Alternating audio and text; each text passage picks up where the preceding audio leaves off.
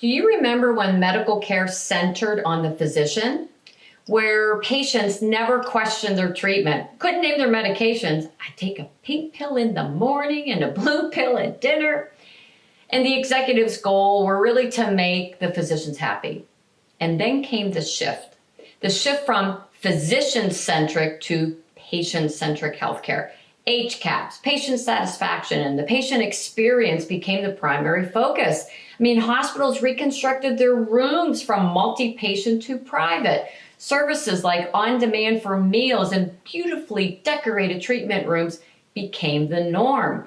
There was nothing more important to the executives than making sure their patients were happy. Have you noticed that we're shifting again?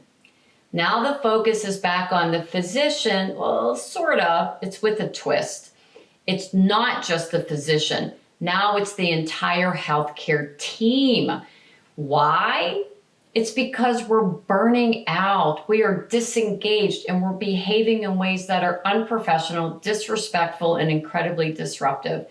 Hence why healthcare improvement agencies like the Institute for Healthcare Improvement have added a fourth aim to their focus, and this is joy. On this episode of Coffee and Conversations about Nurse Bullying, we're going to talk about how you can bring joy to your work by addressing disruptive behaviors.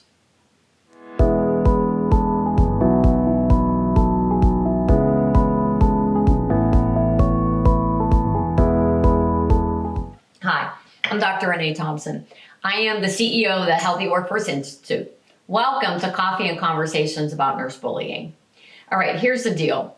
Choosing joy as the fourth aim is becoming very popular for healthcare organizations. I mean, we're finally recognizing that when employees feel good about the work that they do, they deliver better care. And when the administrative team puts as much attention on self-care, employee engagement, and professional behavior, they actually pave the way for employees to experience joy despite the ongoing challenges that we're all facing. Here are 3 ways to increase joy among your healthcare team. Number 1, give your people permission to take care of themselves.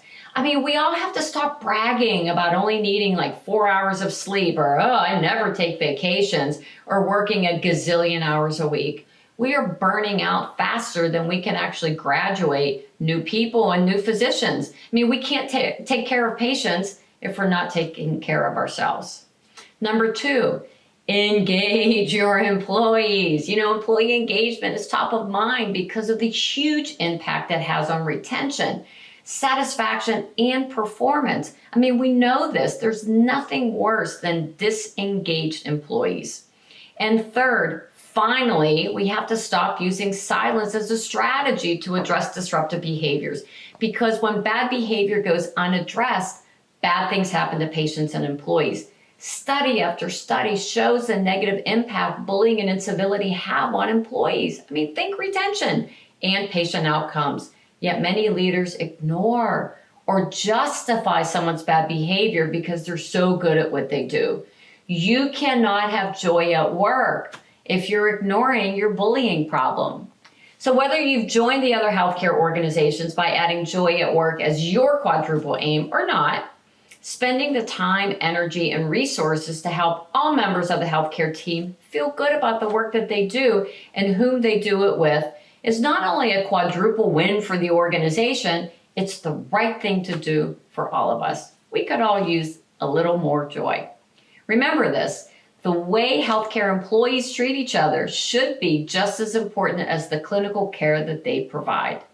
So I'd really love to read your comments about this topic and maybe share any success stories or strategies that you've had focusing on increasing joy at work. So if you have any suggestions, please post them in the comments section below. I would love for you to share with the rest of us.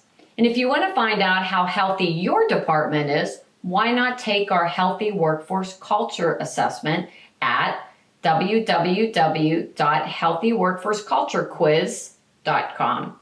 Until our next conversation, be kind, take care, and stay connected.